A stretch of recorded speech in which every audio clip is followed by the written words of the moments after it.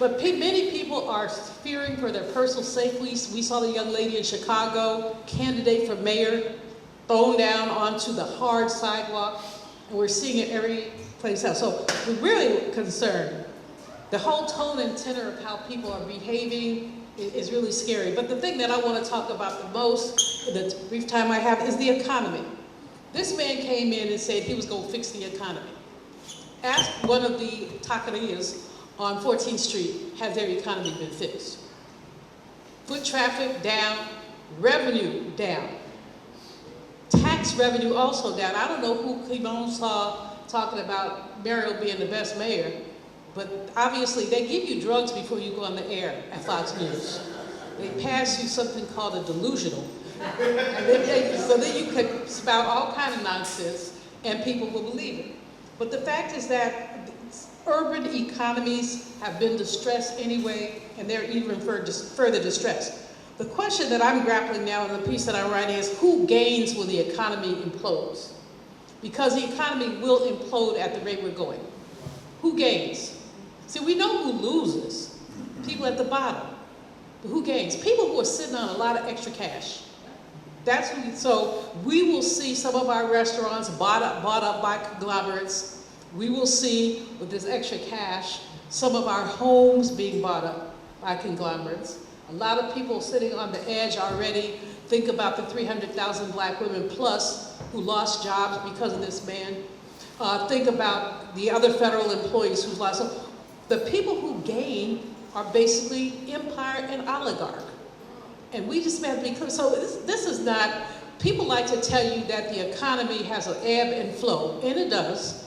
But they don't like to tell you that for every loser, there's a winner. So there will be headlines decrying the food banks are empty, this, but they're not talking about the winners. When a food bank closes, who wins? So, you know, when housing is imperiled, who wins? This is what this man came in to do in the first place, is to reorder the distribution of wealth. To just reorder it in a way. Biden did a little, not a lot, but a little, to try to rebalance some things. But this man has done everything he can to make it worse. And so when we look at the occupation of this District of Columbia, we look at this occupation, and we look at those who are being made vulnerable by this occupation. And the question then becomes, what do we do to protect those at the bottom from this occupation? Because that's the imperative. What do we do to stop the effects of a profound occupation?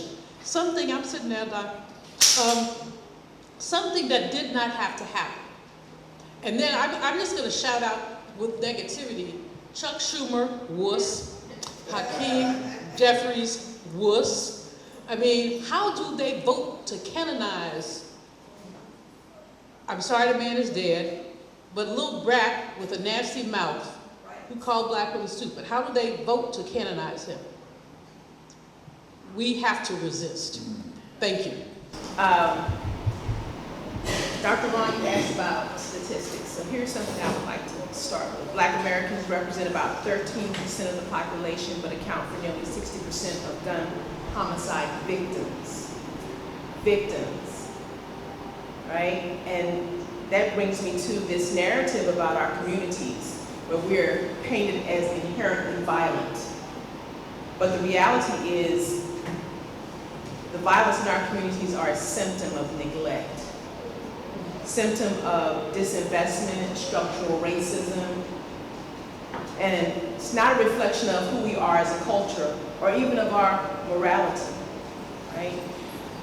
This is a public health crisis. We've identified that, but again, it's being ignored. And so when you place the National Guard and federal police officers in a place such as Washington, D.C., it is not with good intention.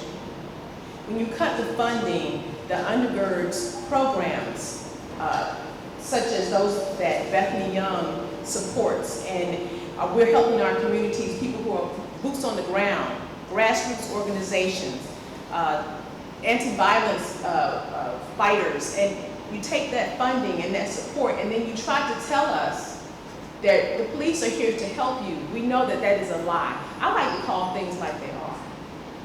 and a lie is a lie. It's a lot of lying going on. But what did Ida B. Wells say? And when you have these situations, the best way to fight them is to shine the light of truth on these situations. So that's what I'm doing. So Dr. Daniels, you asked about what the real picture is, and what we know in DC is that crime is down, that homicide are down, violent crime is down at near historic lows in the district. And that's true for many Black cities around the country, including Baltimore, who's had historic reductions in violent crime recently because they're doing what works. I think we would all agree that any gun homicide or gun injury is too much. We don't want to see people in our communities, especially young people, shut down by entirely preventable and senseless violence. So any crime is too much. We can debate about what the numbers are, but any crime is too much. And we know what works to fix it, right? We know that National Guardsmen and FBI agents and ICE and increasing MPD's ranks by 1,000 is not going to really bring the reductions in harm and violence that we want to see.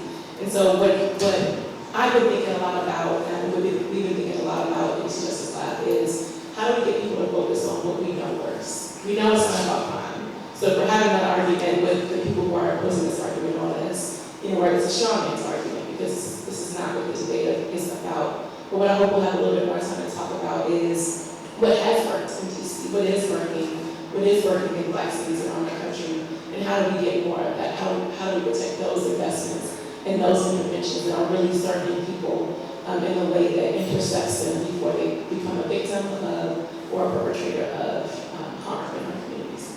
Well, it's great to be here with you, and obviously all the loved ones I see in the audience that have been walking this road with us together. I will just start by saying that prior to the Trump takeover of cities, it is without question, according to the best research and data we have on our hands, that Black people have not been more safer as relates to the amount of shootings, homicides, robberies, etc., in well over several decades. That the signature investments of the Bipartisan Safer Community Act, the resources that came as a result of the money through the COVID era investments allowed us to be able to invest deeply in the robust nonprofit infrastructure of community-based, public health-based, public safety interventions. And that has been, in my opinion, the most prominent driver of reducing gun violence and violent crime in our communities in decades. I say that because I just saw a report that the Department of Homeland Security is now pushing out that's saying that violence is continuing to drop since the arrival of the National Guard. And so it is very important for us as a people to appreciate that when we have been given the resources and when we have been given the freedom and the opportunity to have self-determination around how we address the issues of violence in our communities, how we address the issues of mental health in our communities, how we address the systems impacted family members in our communities and reinstate them in the service of being guardians and protectors of our community. When we are able to do that, we see immediate reductions in violence in our communities. And it's very, very important for us to believe this point. It has been very sad to watch many Black folks, whether they be preachers or middle-aged Black people or politicians, Black politicians, be very mealy-mouthed around the role of the military and militarized policing being unleashed in our communities. It is because they have not internalized this truth and this reality that violence is trending down in the Black community with all of the issues of underemployment and poverty. Violence is trending down because we have used our tax base to raise up a whole workforce and labor force of individuals who can help address, redress, and target our attention on those at the highest risk of shooting or being shot. Less than 0.5% of the city's population is caught up in 60 to 70% of the violence. So it is not rocket science to say that if I have one aching tooth, I don't pull all the teeth out of my mouth. I actually focus on that painful tooth and try to save it first. Somebody say amen, right? Amen. You don't just pull it out because it's hurt. You try to save it. And most of the time you can save it with some feelings. Somebody say amen, right? You know, all kinds of things. Well, I believe that the young black men and increasingly young black women and others in our communities can be saved. We must believe that as a people. We must believe that as leaders. We must believe that as elected officials. Just like others believe that their young people and families are not lost. And so that is, certainly my introductory comments. I do believe that we now have a clear strategy on how to reduce violence in our communities without growing the prison population, without depending on militarized policing. I see my homie, for years, Judith, she talked about she smiled because she got 5 weeks left before she retired. I'm like, you ain't getting out of here that easy, girl. Touch your baby, right? But there are people that understand this work, and we ought to depend on the expertise in our communities and to not give way to this return to a tough on crime era that we know is a failed project and is offering us a false solution. I think I'm going to start where I ended about what Ivy said about shining the light of truth. This is an interesting time where I have some friends. I'm a Howard University alum. My son's attended Howard University. I teach at Howard University. I am well invested in Howard University, and I had a conversation with my students this week about how do we address when people shine this light of misinformation, negativity, lies about who we are as a people. What do we do? I actually gave them a midterm assignment. Like, I need you all to come up with some solutions for what we do, but we did have a bit of a conversation. And I'm a little bit older than they are, right? And so we look at things somewhat differently, but I think we all agree on the fact that we need a certain level of courage. We need to be brave. We need to stay. If we can't call ourselves Christians, this is my opinion, and we're sitting in the church right now. And we can't be spiritual. We can't have ourselves vested spiritually in the legacy and our history and our ancestry, and not be able to be very brave. Because what we know is that someone is bullying us, for instance. The minute that you step to a bully, what do? They back away. And so this is a time that calls for us to be very, very honest. And because what I do is work in what the divine, I love Dr. Divine calls this I call it I can't even call it criminal legal system anymore. CJS. I'll find another name for it in a minute when I think about it. But if my work in this area says that we need to be very honest about what we are looking at.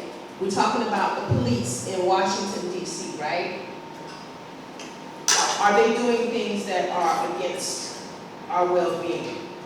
And so I was talking to Bethany a little bit earlier about the perception that we have this great relationship between the police and the community, right? But it's not true. The truth is that law enforcement does not want to hear from the community. And that's a generalization. It's not everyone in law enforcement. But generally, law enforcement does not want to hear about what the community wants. I led a whole training of police officers that was mandated by Montgomery County to train them in community-informed policing, what the perception of the community is, what the community wants. It lasted all of 3 trainings before the police department decided that they were going to do their own thing out of the police academy, and that is not community-informed. The history and culture of law enforcement is that we tell you all not only what we do, but what we want you to do, and you should comply. And so I suggest that what we do as a community is fight those initiatives and fight those narratives about who we are, and that we're not smart enough to tell the law enforcement and criminal justice community what it is that we want. We can talk some more about it. I have some ideas surrounding that because I think we need to be really focused on that. You can't, this is the last thing I'll say.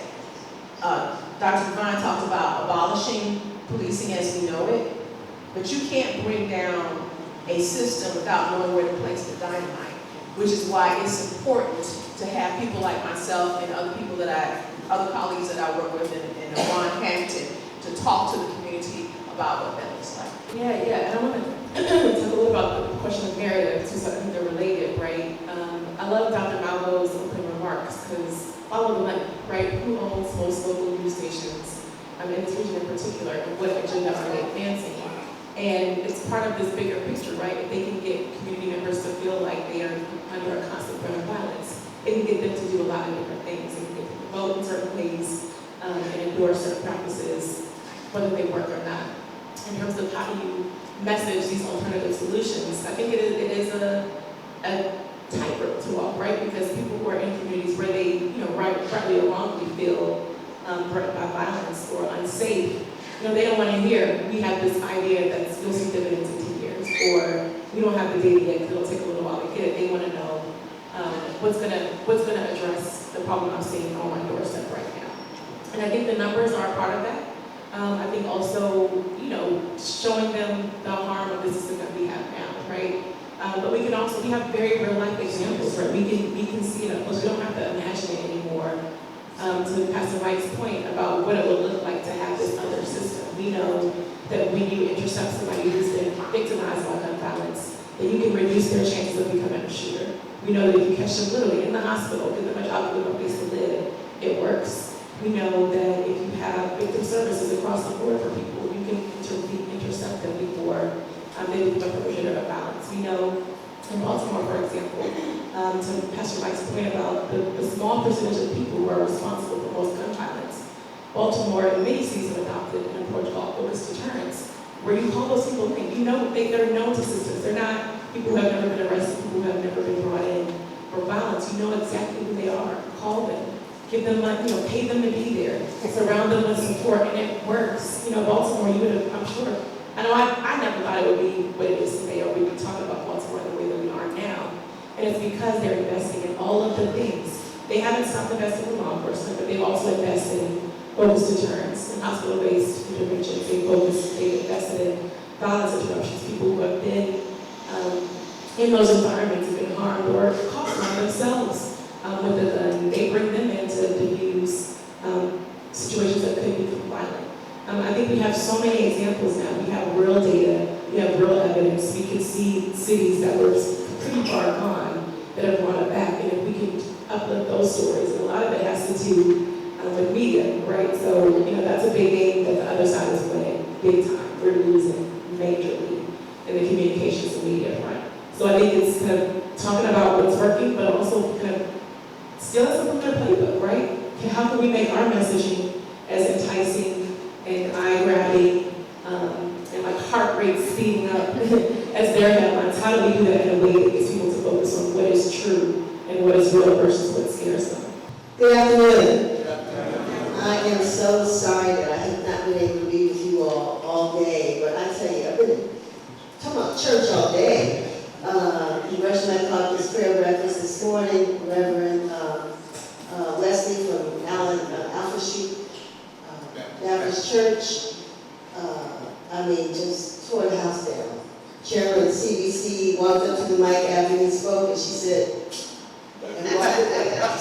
no more needs to be said.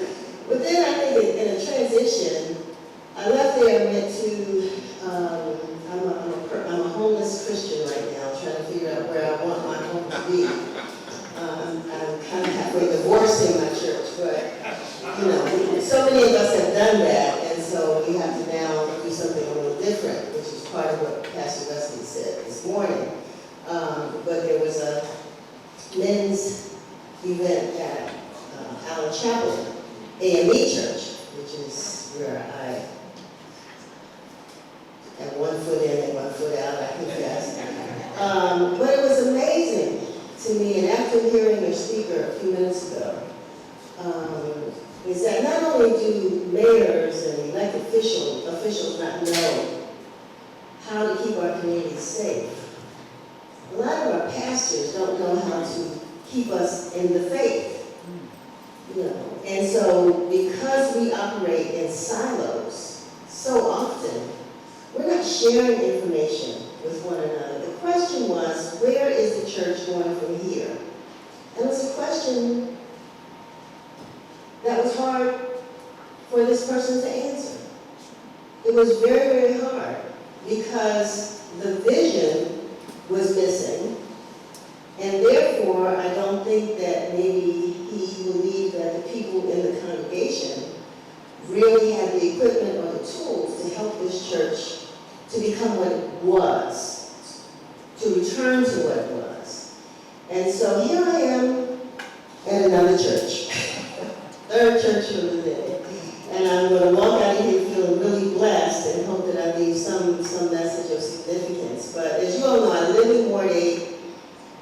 My business is in Ward 8. And I never saw any National Guard in Ward 8. And as you all know, we are considered the murder area of the city, east of the river. And mind you, I hear about what I heard before. I mean, even my own sons, I thank God, could have been victims of violence right in my front door. Not only from some kid who just came by randomly shooting. My son had a bullet that went through his baseball cap, missed his head. This is about 15 years ago. But then even at my front door, when some police officers pulled up on the same son, in front of our house, and because my son did not want to give his ID, I'm in my kitchen cooking, and my son opens the door, but I see a policeman standing in my living room. And my son's trying to tell him, I live here. And this officer is asking me, who is he? And never got an apology from the chief. I even brought that to the chief. I said, this is crazy. This is not policing. But I understand, and because I have worked so hard with organizations, or at least tried to support, I would say I worked so hard, but support, Alliance for Men, and other organizations in the city, I know what communities can do to keep our communities safe. We're not doing it like we used to. Unfortunately, we now have organizations that are, which every day, Cure the Streets used to be right next door to my office. They're in front of our block all the time. And the city has even come up with, what is it called? Safe, I forget what it's called, but when kids go back and forth to school. Safe passages, right. So we have a sign on our door, which if a young student is encountering some challenges, that they can come in. But I found, unless they're really being challenged, as a young girl that was in a fight with another young girl, beat the daylights out of her, so I had to bring her into my office. Of course, she cursed me out when she got in there, but I understood because she was still caught up. So it didn't, I know she was caught up until her family came. But a lot of times those kids don't want to come in. They don't want to show that they're frightened. They don't want to show that they're afraid. They don't want to appear as though they have to escape. So I don't know if that safe passages really work, but at least the door is open. So I, want to say that I think the biggest thing that we have been seeing is more police presence in our community. Again, someone said in the church this morning that kids don't really care whether the National Guard are there because they're not afraid of being killed. I'm not going to accept that. It may be true, but I'm not going to accept that. I don't know any young person. I have a mentor, Tyrone knows. He's back in jail again, Tyrone. He just got arrested last week. He's been in jail more than he's been out. He's 28 years old, but he told me Miss Denise, when I talked to him yesterday, I know God is on my side. Last time I was out, I got my ID. I'm finally getting my Social Security card. I got my food stamps. I did this all on my own, but the devil keeps following me. I'm back in jail again because he didn't pay his fare on the metro. And because he had a warrant out on him for something in Maryland that was supposed to be going to court for next week, they put him back in jail. I'm in here, Ms. Denise, I'm in here with murderers and rapists and child molesters. I do not belong in this place. Tyrone, we know he doesn't belong there, but we're so happy that he realizes now he knows he doesn't belong there. And so I'm hoping that this will be his last, encounter. I mean, maybe it'll be his last encounter with MBD, but hopefully it'll be his last encounter with the criminal justice system. But he wants to live. He doesn't want to die. He said, I've been around people. He said, my friends now, they got cars, they got girlfriends, they got wives, they have kids. I want that. I want that. He doesn't want to die. He's 28 years old. So I think we as a community have a lot of work to do. Whether we're part of the National Guard, whether we're part of our local police department, whether we are a government worker, no matter what we are or what we do, we all have a lot of work to do to keep our community safe and to look out for our children. And so I'm not, hopefully I was on point because I don't really know what I should have talked about. But I did want to just say, I come here sort of filled with more of a passion to do what we can do. And in my job as publishing the newspaper, and I tell people, I've been saying it all the last few days, and you all know, we're storytellers. And what we've got to do is to tell more stories about the things that are positively working in our community and continue to challenge the institutions that don't quite get it, right? Because they don't know, we only holler when things are bad. But we never come back and say, that was a good thing you did. This is how it worked. This is the benefit. This is what works. And that's why we want to cover what the Alliance is concerned and what they do, the kind of work that they do, because that message has to get out. Because when we put one step forward, it makes a difference. It makes a difference. So I'm going to end. I hear the thing pulling me to the side. But anyway, thank you very much for this opportunity. And thank you all for, at least, I know you're in the right place. I'm reaching to the choir. I got it. I know. Because we have folks who are on the front lines, and we want to hear the work that they've been doing. And we have 3 of our panelists who are here, and then after that we have a segment. We have people who are part of more research networks, some of whom may have joined virtually, and we're going to create a space for them as well. But you've heard over and over again, including with what Denise just mentioned about telling the story. Well, I'm blessed to have heard the story, and I'm blessed to have known all of the persons who are on the stage. And the work is getting done. It's getting done. And I'm going to start with, even though I keep chastising my brother Will, because I want him to bring some of the folks who he's working with to the forum so they can also be a part of this experience too. So Tyrone Parker is the man. He is an incredible visionary. He's someone, he himself was a formerly incarcerated person who turned his life around, and he has done, some people go to school and they get degrees and they study this stuff, and that's usually the worst thing you can do.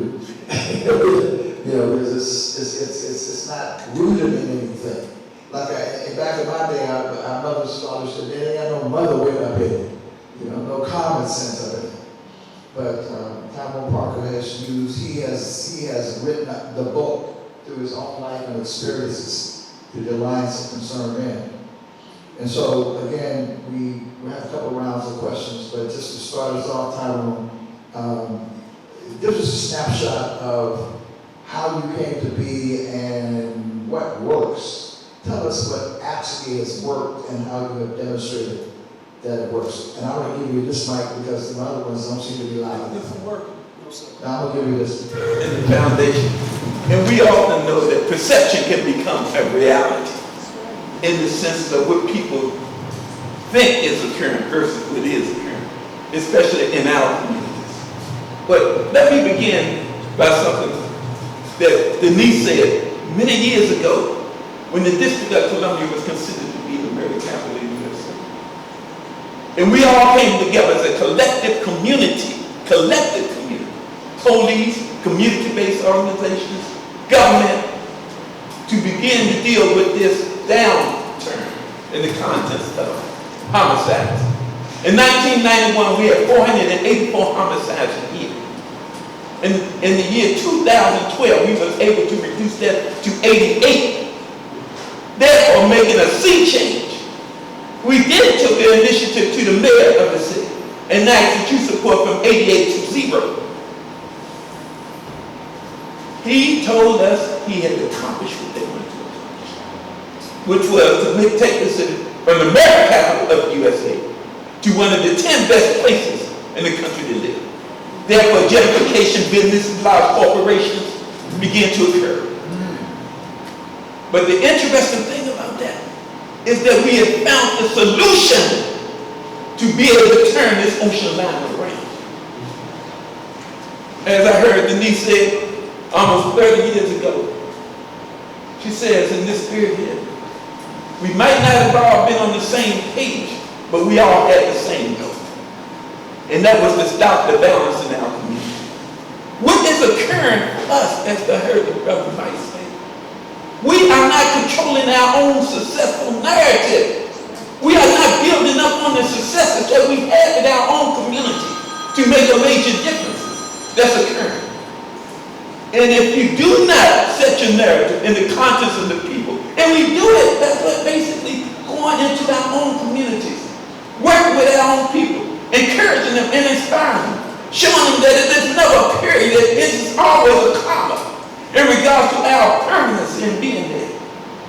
This is what I've seen over the years that have worked in our community and continue to work. We have the solutions.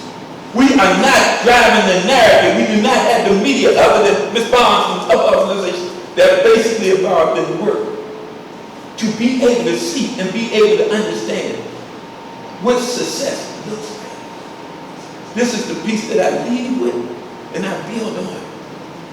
We are the common denominator between success and failure. And the solution is always in the problem. We've got to always be able to go into our communities, put our arms around those kids that are there standing. We see them. This is not a challenge. We see them. They are designated in certain parts of this city. They have been designated. They understand where they at. They understand what they're doing. They not only understand that, the government understands it. In the District of Columbia, they identified 500 individuals that have the potential of being the victim or the perpetrator. They identify what communities they are in. They have not given the right resources intentionally to turn this thing around.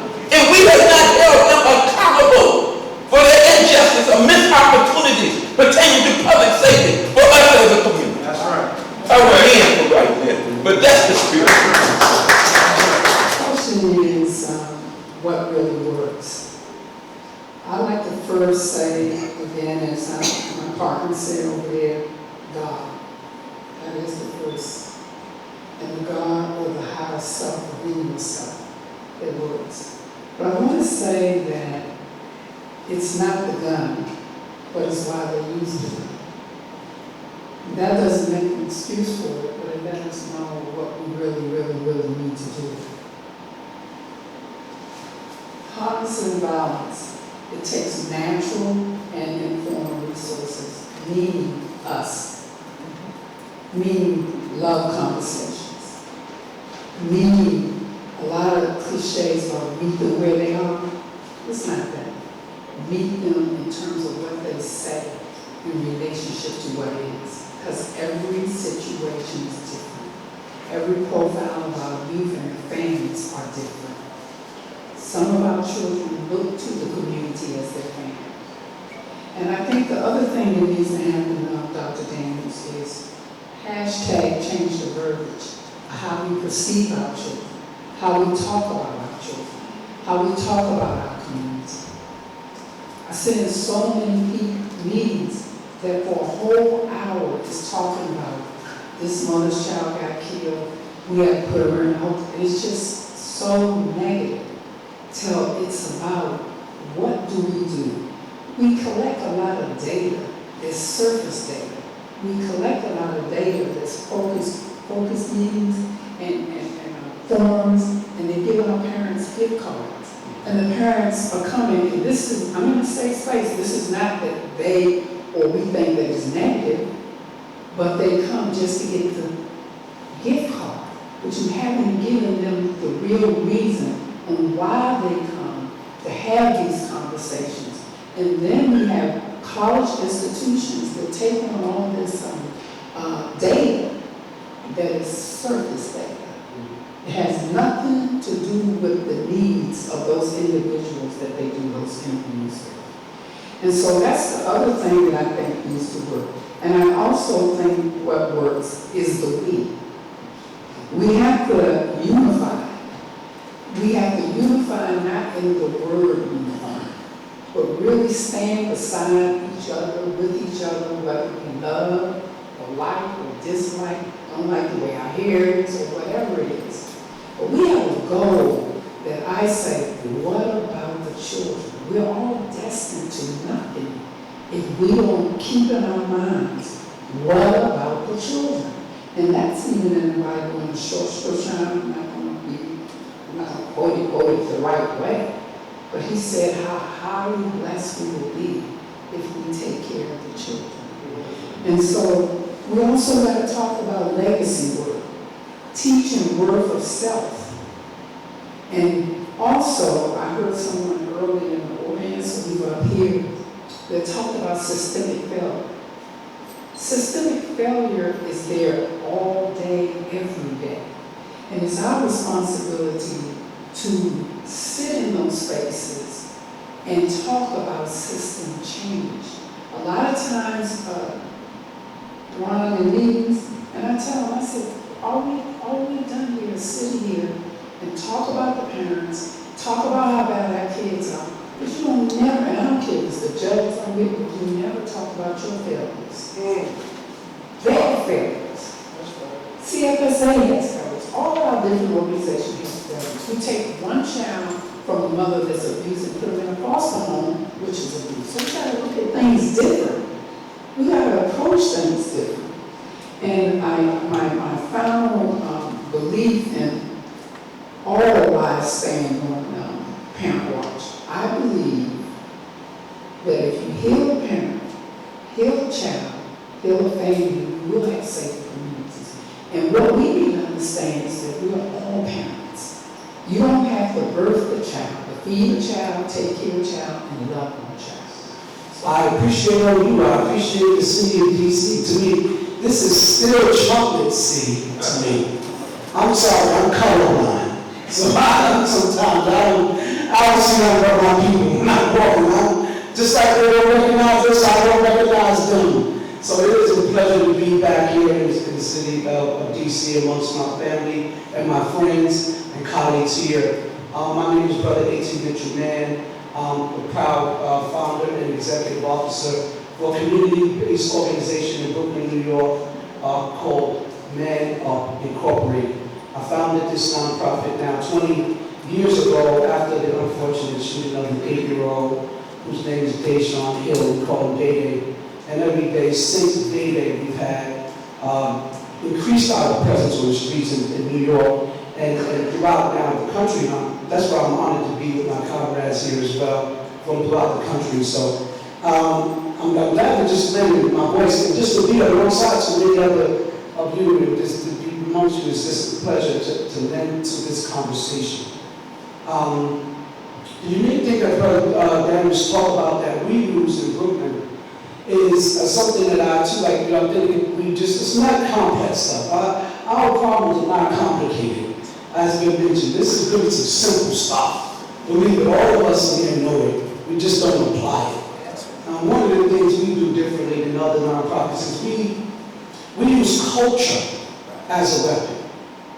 Culture, right? Just the simple thing that we all grew up on and what we were all taught, how we know about people, we infuse that in our practice. We put the unity back into the community, right? We put the neighbor back into the hood. We remove, like you said, the verbiage, changing the languages and restoring it to the point where people can relate to each other. We teach family at our organization. Every person is brother or sister, mother or father.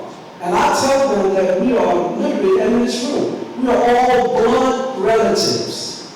Literally. As y'all all know the story, we were dropped throughout the country, throughout the diaspora, throughout the nation, and we all came in the same means and met our other cousins here. That makes our family. So I am your longest distant relative. My family, how y'all doing? Yeah, so that's not complicated stuff. We're talking about some simple stuff. And we start with them very young, right? We work with young people as young as especially 4-year-olds and up to adult, elders.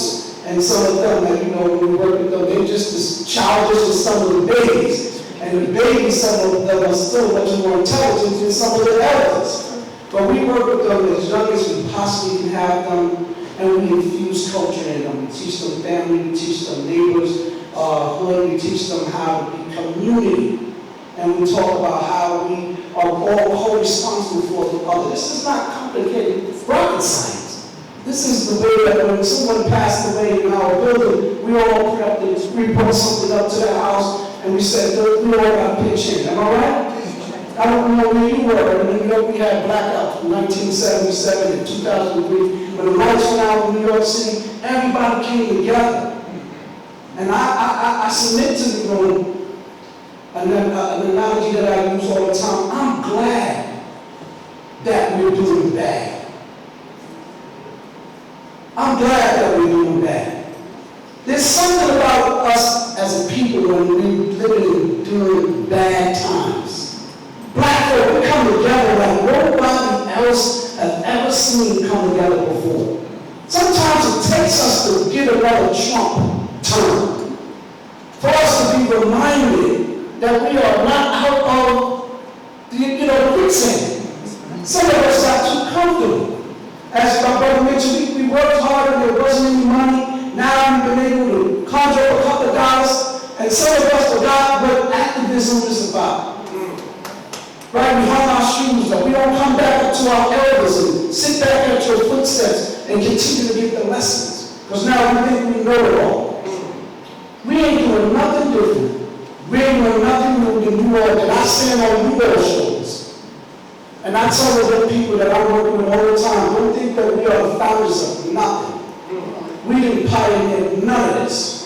You can't tell me that the Nation Islam wasn't walking around, canvassing in our neighborhoods before we started doing that. You can't tell me that the Panthers wasn't out there shutting down the drug dealers and, telling people stop shooting and kill each other. This is nothing new. That's right.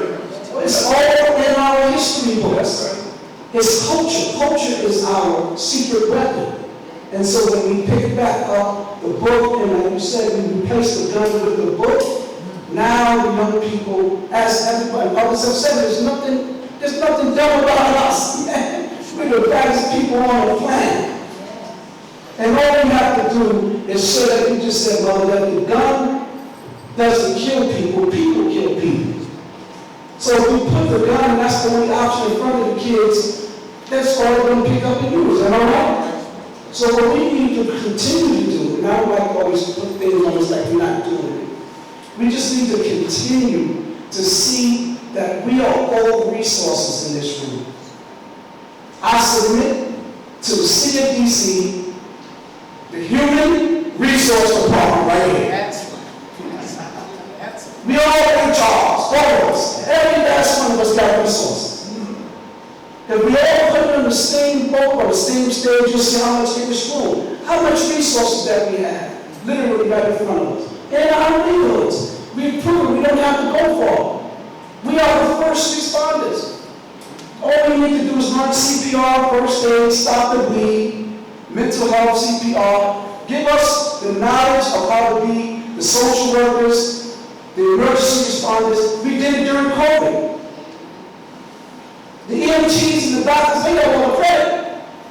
And they deserve that. But it was us that picked up the phone, am I right? Who called them? Who was in the house with our loved ones when they were not well? Who tended for them? It was us, and who teach us what we need to know. We will do just that. And I think that's what this conversation is all about. That's why I'll get on the plane, I'll get on the 9-5, any 2 times that you all call on me to come here, because I love this great city. And I'm just, a pleasure to be in your presence. Thank you. I know if I call some names, I'm going to miss some people. And you know how that can be. But at the same time, we got Roach Grant, who has been a pillar in regards to the community pertaining to transformation work over the years.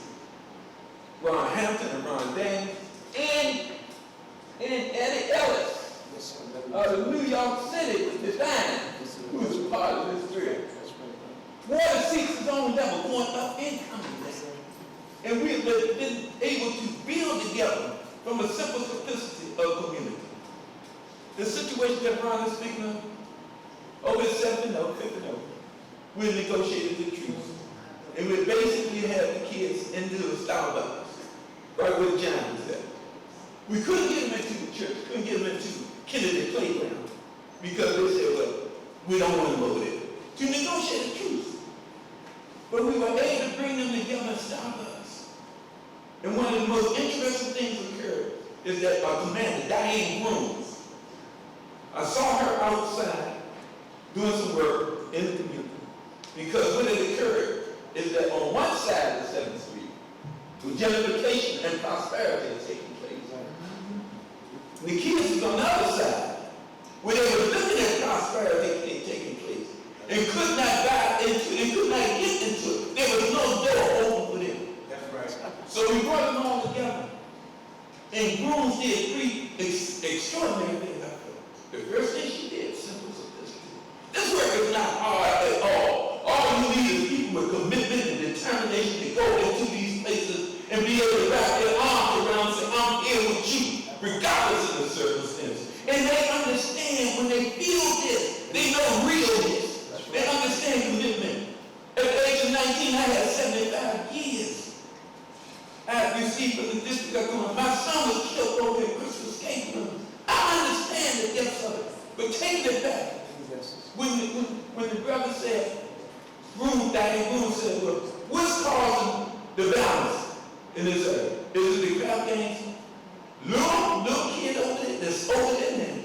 He said, if it's the crap game, I'll stop every crap game in 20 minutes if you all give us something to do. And this is when KD said, why don't you let us turn our guns in for jobs? He told the police that. But they did not hear him. What they did is raise the rewards for guns. These kids ain't looking to be a part of something. So when they said that, we was unable still in the country to get the city to understand from a grassroots perspective, bottom up, the solutions is in the problem. That the kids were turning in their guns for real opportunities. But the city was not hearing that. And almost 5 months later, the city came down on these kids with conspiracy charges. So there's a big narcotics deal that Mercedes-Benz. These kids were riding around on bicycles. And when the mother called them to try to get some help from them, she said, I'm paying the phone bill. So they decorated them to be something they're not. But I was ending this one here. Our kids are waiting for individuals to come to them and be willing to help to navigate them out of these hell holes that they are in. And it is up to us as black men and women, because ain't nobody gonna do it for us. We understand that. We gotta go into these places, into these communities. A group I'm in, I'm finished, called Cruise. Every 2 days a week, we've been volunteering for 3 years doing safe passage. Being at the schools on East Line and Minnesota, when they go into school and when they come out. Give them snacks, give them love, give them commitment, and they see in us. They see them black men and black women that's not getting a dime But just to be there with them, you have to navigate that. Building relationships with them. The basic things we have, the basic things that's occurring, that will make a difference for us. Thank you all very much for this afternoon. I don't like it. I can't do that. And the light is in my eyes. Thank you all very much for your participation. There are several things that have been mentioned this afternoon that really tug at my heart. And let me just mention a couple of them. Tyrone, I've had the pleasure, Tyrone and I grew up in the same community, and I've had the honor and pleasure of working with Tyrone. When the Lines of Concerned Men was working in Bennett Heights, at that time they called it Central City, and was a very negative connotation. Young people, there was violence out there, and as Tyrone mentioned, the murder rate in the city was well over 400. And working with the Lines of Concerned Men and the brothers and sisters that were out there on the street at the level where the rubber meets the road, the real community, they were able to reduce it from over 400 down to 88. And they never really got the credit about the work they put in and the way they put in as equally the situation that was up at 6th and 7th and P in Oak Street with the young people who were involved in the violence and the fact that they were able to negotiate a truce, and that the young people out there were very clear about what it was that they needed and wanted, as well as what it would address during that particular time. They've been able to put it in. Here in the district, we've been fortunate, about 2 years before COVID, we were able to secure a small grant from the Office of Victim Services. And at that time, we had worked out a project where we went up on the Landing Street up in Highland, and we had community meetings, pulled people together, and had community meetings and talked about this thing that Dr. Daniels talked about, reducing the footprint. That's what we called it. And it consisted of some academic work as well as some research, but it also consisted of people on the ground working in the community, organizing. And again, we've had the honor and pleasure working with Tyrone Parker and the Lines of Concerned Men, because they were the ones that was on the ground. We had secured an agreement from the National Association of Black Social Workers and Black Psychologists to work with us to address the issue. I don't know if Dr. Daniels will allow me. One of the things, and there's an example that I want to share with you all.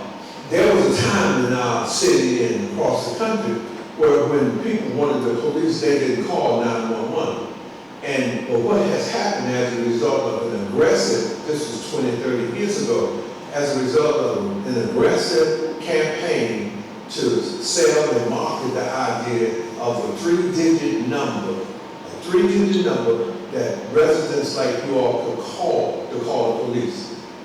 The resources that went into that campaign was just unmentionable. But as a result of that, if you ask the person how to get in touch with the police, you would say 911. That wasn't the case prior to, but now it is. The other example that I use is, does anyone know the number that they also marketed? Because what they found out in that experiment was that over 80% of the calls that went into 911 were not what? They were not emergencies. So in an attempt to download the non-emergency calls off of 911 so they could focus on the emergency call, what did they create? 311. That's exactly right. And so why do we call 311? And the point that I'm making is that that's the conditioning and the marketing and other things that are taking place that have us in a place in our communities and relying on something that doesn't work. One of the things that we found out when we were in Highland was that as people were conditioned to call the police, what was really happening was that when the police got there, they didn't do anything. So the question is, why would you call somebody to handle something that don't take care of it once they get it? Once we went through that process, and it was a process, because they had to unlearn what they had learned. And once they unlearned what they had learned, and we identified the resources utilizing the asset evaluation process, or asset survey process in Highland, the real issue is that the resources to address the issues that were happening in Highland existed in Highland. As Tyrone often says, most of the time the problem is in, the solution is in the problem. That's exactly what he says all the time, and it's very true. And he says that from experience because he's done been there. So that's what we're talking about. We have the background, we have the hearts, the mind, the energy, and we're looking for places that we can do that. And of course, Washington is going to be, DC is going to be one of those places. Because the chocolate city, even though we're in a different era in Washington, to me, it's still the chocolate city. I was born and raised here, and I only rotate in those areas where it's the chocolate city, because since I'm not white, I don't go to those areas. I go to the areas where the black folk live, where I live, where I enjoy being with people that look like me. So it's still a chocolate city, and that community is still here too. So we hope that maybe other cities, other communities will consider the opportunity to have the conversation, because it is about unlearning the process or the past so that we can create a new beginning and talk about how we can protect our community, because the solution is in the problem. And there's evidence that, as Mr. Mitchell and others have talked about it, there's been this significant decrease in crime and violent crime across the country, not just in the city, but across the country. And it's a result of the fact that we're working in our own communities, doing the kind of things that really address what the issues are, because we know what the issues are. And so let us do it. And so that's what our project is really about. And let me say in closing, thank you all very much. I love you. Look forward to working with you. And I'm going to turn it over to Dr. Denise. And Washington, D.C. is the most gentrified city in the nation. And so it's important to put that out as a factor as well. But I just want to just say this. Number one, overwhelmingly, the discussion, crime and violence is down. But as Bethany Young put it, she said, and we should all say that 80 murders, whatever, it's too much. And so we want to work to build it down. And when people feel unsafe, we want to find ways to overcome that. And that's very important. But I got to go back to what Pastor Mike said in terms of methodology. He said, if you got a toothache, you want to remove the tooth that's hurting. And then he stopped and said, oh, we don't want to remove it. First of all, he said, you don't remove all the teeth just because you got a bad tooth. And he said, even if you have a bad tooth, he said, the first effort should be to what? Save the tooth. He wants to save the tooth, right? And see, can you convert the tooth and make it but you certainly don't want to just take all the teeth out and attack the whole community. And the point is that in most communities, there is now a methodology of knowing who is likely, where it's being emanating from and so forth, and to zero in. But the question is, how do you do that? And it's not with stormtroopers and ICE agents and coming in, to occupy. That is not the solution. And finally, over and over again, the fact that we are our own best resources was also brought front and center. And so the bottom line, and I just want to reemphasize what Ron said again, is we have assembled a group of resource persons from around the country, some of whom may have been viewing and maybe did not choose to contribute. But we're going to be meeting soon to continue to talk about how we strengthen the collaboration and the sharing of information. Because that's who we are as IBW. We had that sign over that says we cultivate a culture of collaboration to heal and empower black families, communities, and nations. Collaboration is the key. Not working in silos, but working together. That's our That's in our DNA. That's our mantra, if you will. So you can look forward to that. That's what we're about. And indeed, we want to find ways across the country, but certainly beginning here in DC, having what they used to call pilots or proof demonstration of concept or whatever, because we know it works. We want to find some communities where we can actually then demonstrate how it's working in terms of all the collective wisdom and knowledge that has been pulled together. So give yourselves a big round of applause for coming.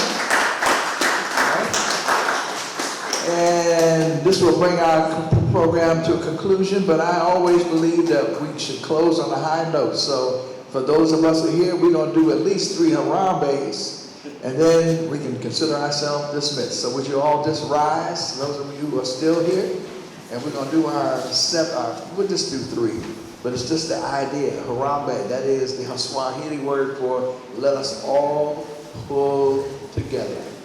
Let's all pull together. And so we're going on 1, 2, 3, and then we'll do 3. 1, 2, 3. Harambe! Harambe! Harambe!